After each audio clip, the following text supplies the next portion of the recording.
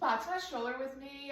I'm a first-time mom, so before I bought my stroller, I did a lot of research, and I decided to go with the Mockingbird 3.0. We plan to have more children, and this one will grow with my family. And I saw a lot of people on TikTok like this one, so this is what I went with.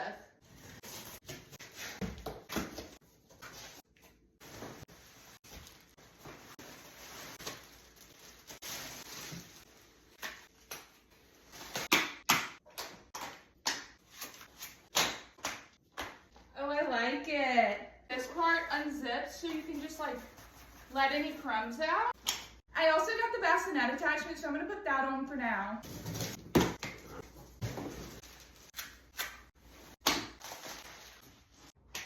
I love the bassinet attachment. I didn't put the canopy on the other attachment because I don't plan on using that until he's a little bit older.